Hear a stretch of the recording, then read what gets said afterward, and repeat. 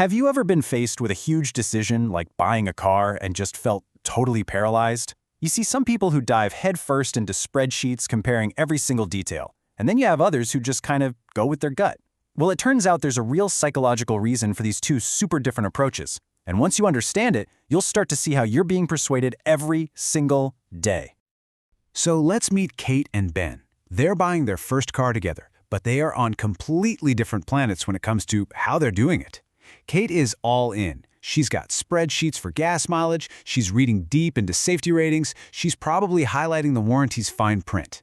Ben? Not so much. His eyes glaze over with all the technical stuff. He's way more focused on the fact that the salesman was a super nice guy and, hey, he just likes the sporty look of the car. So looking at these two, you've got to wonder, right? Who's doing this the right way? Is it Kate, our logical researcher, or Ben, who's just following his gut feeling? Well, the answer is actually way more interesting than you'd think, and it tells us a ton about how all of our brains are wired. To really get what's going on in Kate's and Ben's heads, we need to talk about this foundational idea in psychology called the elaboration likelihood model. Now, I know, that's a mouthful, but don't let the fancy name scare you. It's really just a map of two different highways our brain can take when it's trying to process information. Okay, I know, this diagram looks complicated, like really complicated. But ignore all the boxes and arrows for a second. All this is really showing you is a fork in the road. Whenever we get hit with a persuasive message, our brain has to pick a path. And that choice, well, it changes everything about how we're influenced. So path number one is the central route. You can think of this as Kate's highway. It's the thinker's highway. This is when we roll up our mental sleeves and actually think, or elaborate on the message. We're weighing the pros and cons, we're checking the facts, and we're really digging in. This route takes actual brain power. It's the deep thinking path.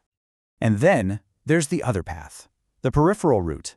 This is Ben's highway. This is the brain's shortcut. When we're on this road, we're not really analyzing the argument at all. Nope. Instead, we're grabbing onto simple, easy cues. Was the person talking to us attractive? Did a celebrity endorse it? Does it just feel right?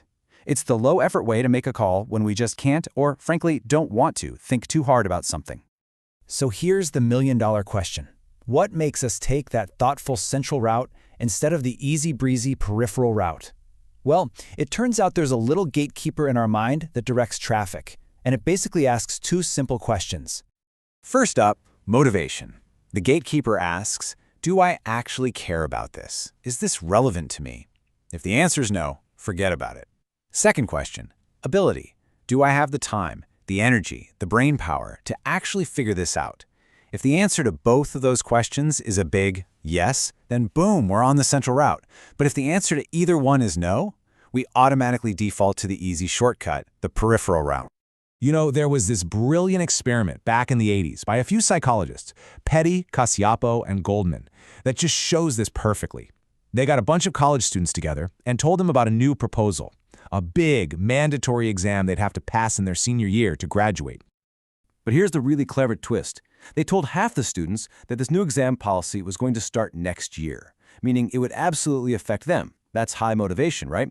Then they told the other half that, the policy wouldn't start for another 10 years, long after they'd be gone. Low motivation. Same exact argument, but for one group it was personal, and for the other, it wasn't. And the results were just fascinating. For the low motivation group, the students who didn't really care, the quality of the arguments didn't matter one bit. The only thing that moved the needle for them was a peripheral cue. If the proposal came from some expert, they were for it. They took the shortcut. Well, an expert says so. Must be a good idea. But for the high motivation students, the ones who would actually have to take this scary exam, the results did a complete 180. They didn't care who was proposing it. An expert, a student, didn't matter. All they cared about was whether the arguments were strong or weak. With their own futures on the line, they switched over to that deep thinking central route. That right there is the power of motivation.